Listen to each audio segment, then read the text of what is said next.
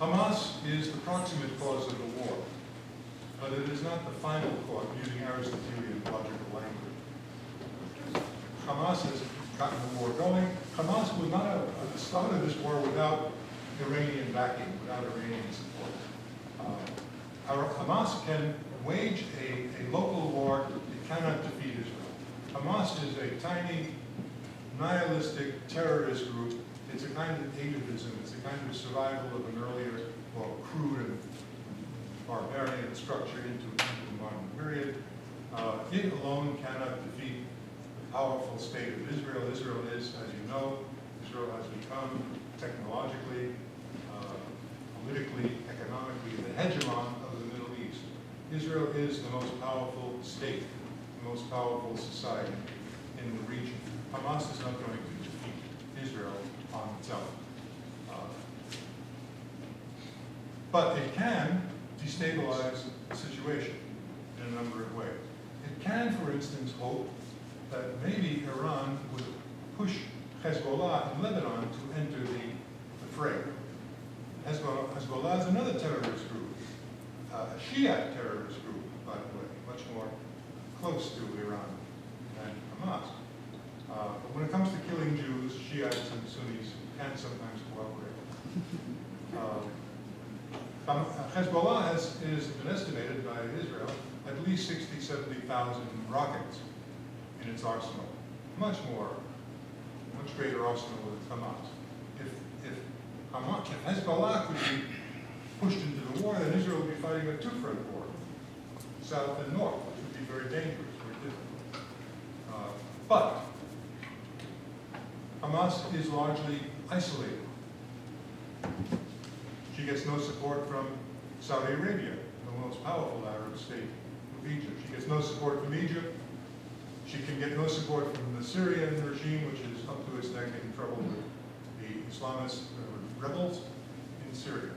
And Hamas and Hezbollah in Lebanon is difficult to organize because they are now implicated deeply in the Syrian conflict. Iran has pushed Hezbollah into Syria to support its client Assad. So in fact, Hamas finds itself relatively isolated and alone. More and more opinion is that they made a terrible strategic mistake in waging war at this time. Now the issue is this, trying to conclude. From an analytic point of view, from my friend Clausewitz's point of view, he knew what he was talking about, by the way. He was a Prussian general who fought against the tyrant Napoleon in Napoleonic Wars. He knew what it was to oppose tyranny. From a Clausewitzian point of view, the issue is not so much Hamas. Israel will deal with Hamas one way or the other. The problem will be, in this Third Gazan War, will Israel once again arrive at some kind of a truce, leaving Hamas in place? If that is the case, then Hamas can recharge its batteries. It can restock its rockets. It can, once again, in a year or two or three, plunge Israel into war and hopefully, from its point of view, the region. And that is a very important issue. The problem today, and I would submit to you, is not to defeat the rockets and the tunnels of Hamas. Israel will do that, as the Consul General indicated. The issue is to destroy Hamas. That is the key issue, to destroy terrorists once and for all. How that will be done, what shape it will take, remains to be seen, but I think that is strategically the overarching problem. But not the only problem. I'd like to step back a little bit from there. The way you finally defeat Hamas is to defeat its progenitor, to defeat its backer, to defeat its power that supports it. That is Iran. That is Iran. If there will be, because we don't sufficiently root out Hamas, if in 2 or 3 years there will be a fourth Gazan war, then all bets are off, everybody, because by that time, given the feebleness of American policy in the region and the awful negotiation so-called being done between Obama and 5+1 and the Iranians, which clearly is not going to prevent Iran from nuclear capacity. If there is a fourth Gazan war in 2 years or 3 years, it will be a new tactical and strategic situation on the ground. A nuclear-armed Iran will be able to hold Israel and the West and the U.S. To blackmail them. Israel will not be free to move against Hamas or other Islamic powers as free as she is today. Israel today faces a remarkably advantageous strategic situation due to the failure of the Arab Spring. There is no power in the region which can hurt Israel in any meaningful and sustained way. There is only one, looming, and we must keep our eyes on that. The Jewish people must keep its eyes on that. I know that the Israeli tactical strategists have their eye on it. That is Iran. Iran is the key supporter of terrorism in the Middle East today. And Iran must not be allowed to possess a nuclear weapon. Genocidal Islamist Iran, which has announced its goal to destroy the Zionist entity, destroy Israel. That cannot be permitted. So the Hamas situation in Gaza, delimited as it is, nevertheless throws light on the larger strategic reality of this situation. Basically, I think the way to evaluate it is to look at the announced goals of the two sides in the war. Hamas, in the various feeble attempts to have a ceasefire, listed 6 different objectives. And I haven't written them all down, but there were things like lifting the blockade and getting access to Egypt through the Rafah passage, and having their own port, and a variety of other kinds of objectives.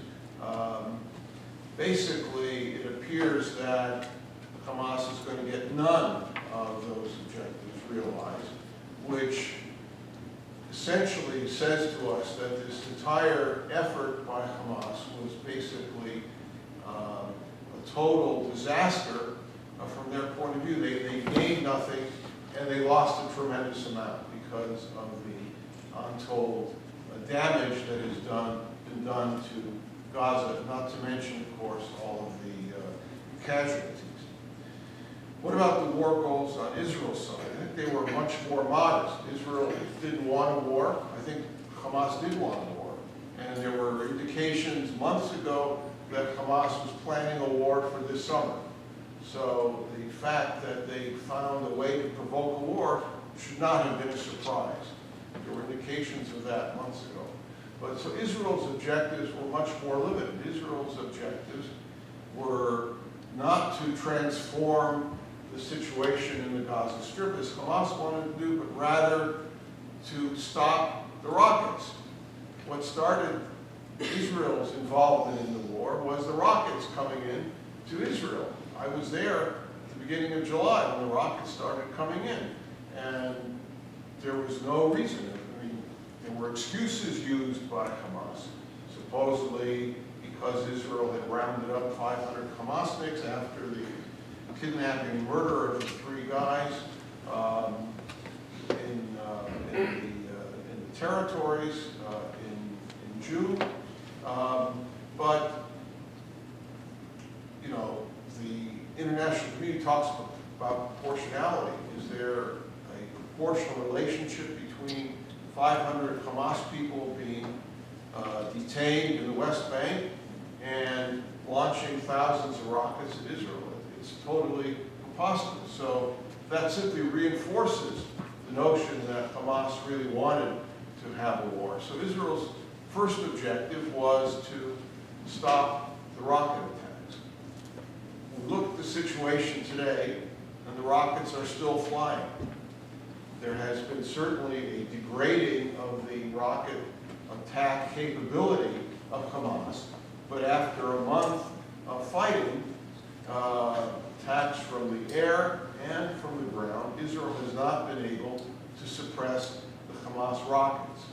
My suspicion is that Hamas has located its rocket launchers toward the Mediterranean Sea, the western edge of the Gaza Strip, which is far from where Israel has to enter the Gaza Strip with ground forces.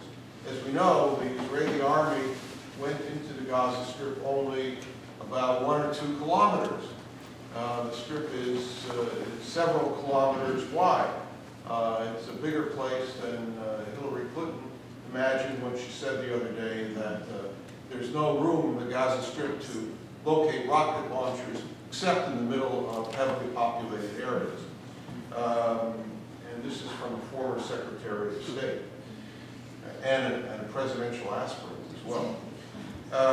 So the rocket launchers presumably are toward the Mediterranean Sea, which means that the Israeli ground forces never got to that point, and I think never really expected to get to that point. Secondly, I suspect, again I don't know, that the rocket launchers are underground and that Hamas has figured out a way to bring them up to the surface, launch the rockets, and put them underground again, which means that the Air Force does not have a chance to knock out the rocket launchers during the brief period when they are exposed. And I think those are the reasons why the rocket fire has not been suppressed. But certainly, in terms of a war goal, Israel, again, has degraded the rocket capacity but not eliminated it. The other war goal had to do with the tunnels, and that raises another question, because there's increasing evidence that Israel was aware of the tunnels before this war started. And I suspect that this will be an issue that is going to be discussed at great length once this war is over. Because if the government and the army were aware of these tunnels, and if they had properly assessed the strategic threat that the tunnels represent, in other words, bad guys showing up behind your back when you're not looking, there's a question of whether the proper action was taken to prepare to deal with this in the context of a conflict with Hamas. I think at substantial cost, those tunnels have now been pretty much eliminated as a threat. So that war goal, I think, has been achieved.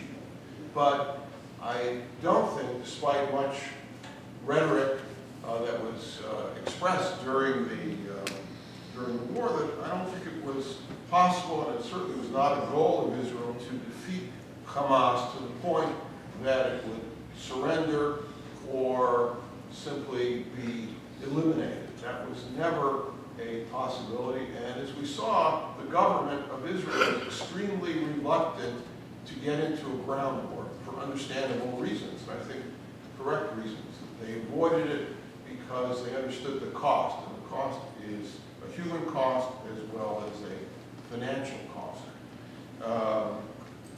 So it was never possible to defeat Hamas in the sense that my colleague was talking about forcing the enemy to submit to your will. This was never a war aim of Israel, but if that was not a war aim, certainly nothing which came close to being achieved, then what is going to lead to a change in the situation between Gaza and Israel? Or are we going to see a replay of this scenario again in the future? I certainly hope not, but that remains an open question. So what are the implications of this war? I think the implications are manifold, and it will take time to assess exactly what the war signified and what the options are for various parties in the future. I think that for Israel, with relationship to Hamas and the Gaza Strip, it's quite clear, as we wrote in our piece 8 years ago, that it's intolerable for Israel to have a terrorist organization committed to Israel's destruction ruling over the Gaza Strip with offensive weapons that can do serious damage to Israel. So the only answer I can see to that conundrum is that the international community, which I don't have a great deal of faith in, has to find a way to substitute some other rule for that of Hamas. The obvious one is the Palestinian Authority, which Israel is prepared to recognize as the governing force in both the Gaza Strip and the West Bank, to reinstall them and ensure that they can be protected from another coup d'etat from Hamas. And also, perhaps we've learned the lesson that democracy is not simply a matter of holding free elections.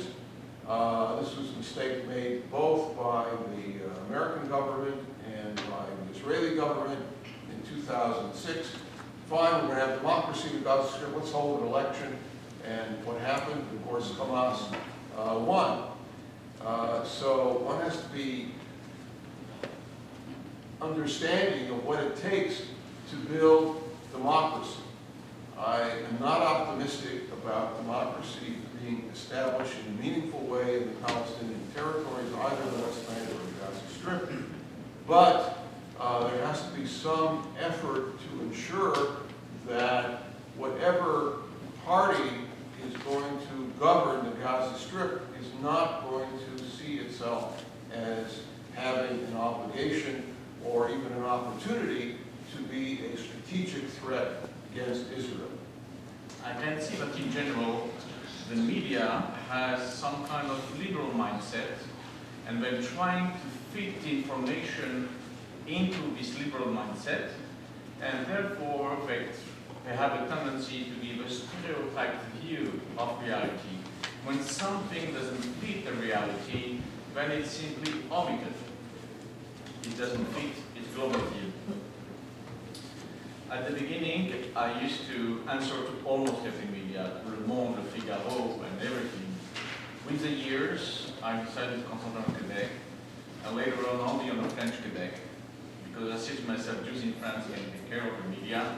We have a nice Jewish community here, and I'm writing sometimes lengthy articles, mostly in Le Devoir, La Presse, Le Soleil, but if not, Huffington Post Quebec publishes everything I do, and sometimes it's fun to find a spot, but it doesn't stop there. Besides my involvement with those big media, I don't sleep much, and during the night I'm reading newspapers like the Turkish newspapers, Colloquium, Zaman, Ashrak al-Awsat in London. I read also the Egyptian Al-Ahram and so on, and Asian Times, which is kind of important. And I see all those articles, and then I decided I could not answer to lengthy articles by a lengthy article. So what I decided to do is a bunch of one-liners, and a one-liner simply puts contradiction, put in evidence the contradiction that exists into the article, and in one-liner you can destroy a whole article. I'll do that in three parts. First of all, on the international legal issue of the conflict. Number two, on media itself, and number three, on the actual crisis in Gaza. First of all, on the UN. When somebody says United resolutions, ignored and so on, I see simply United resolutions are ashamed. Darfur was never debated at the General Assembly. Sudan was named responsible for human rights causes in February. CIJR was also named to be in charge of human rights.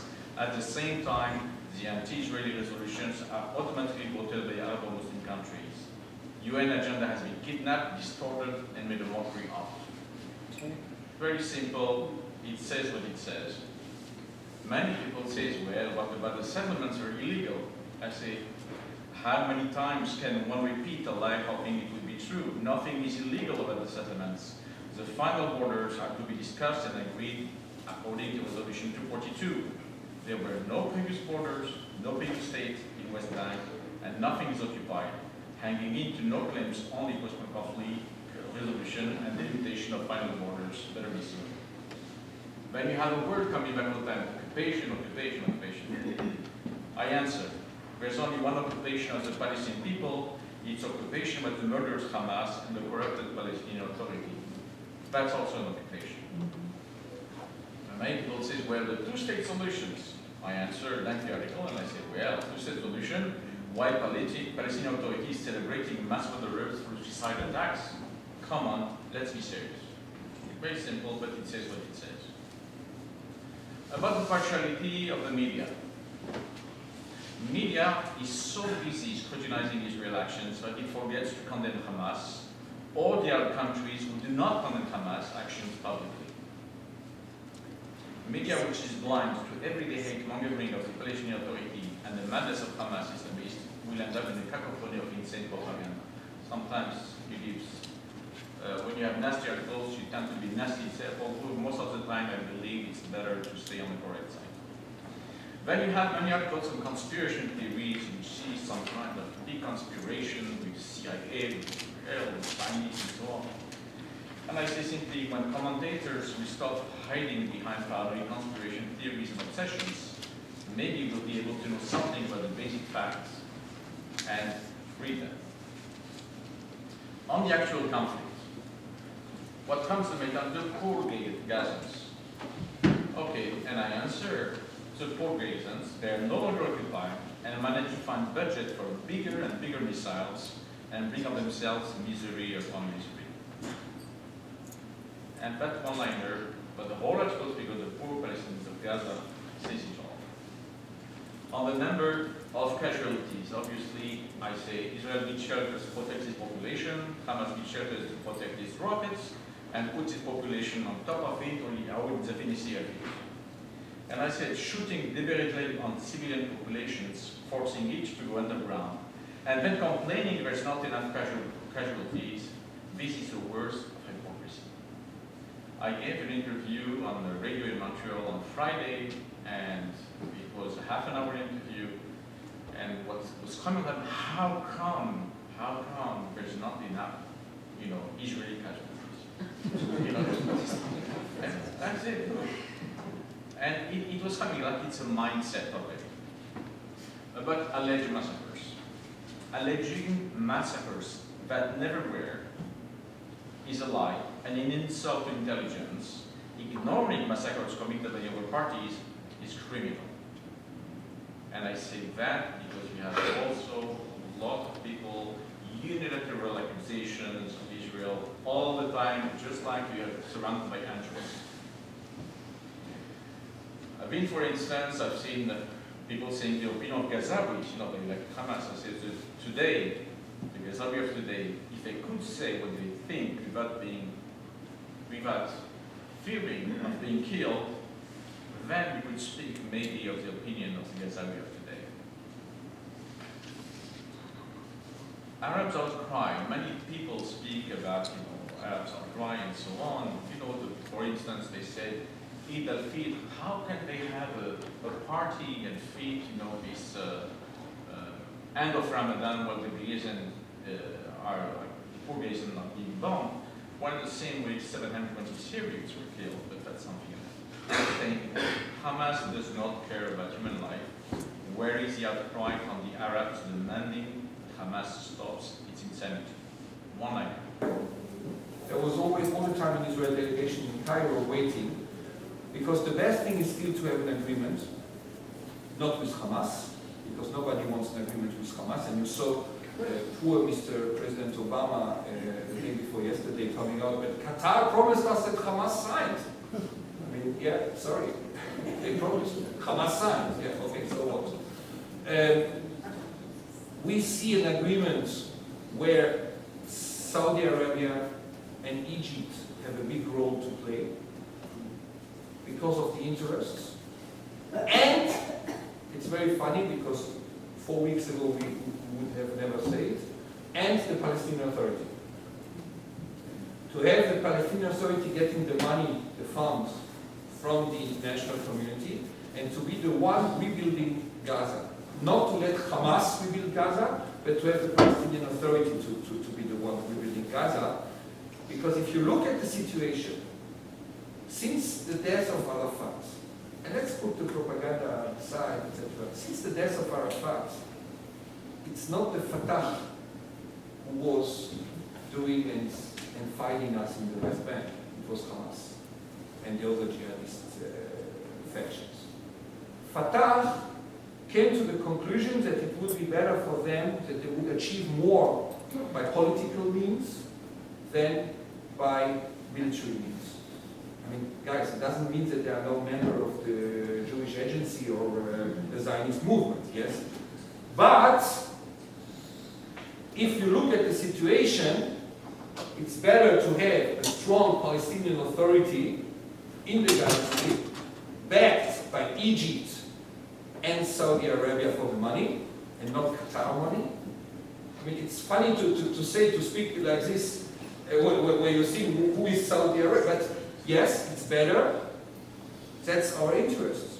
And you know, Charles de Gaulle once said, in international relations, there are no friends, there are only interests. So what we are sure that we see that we have the Iron Dome, thanks God, we found the tunnel, thanks God, and we are winning this war.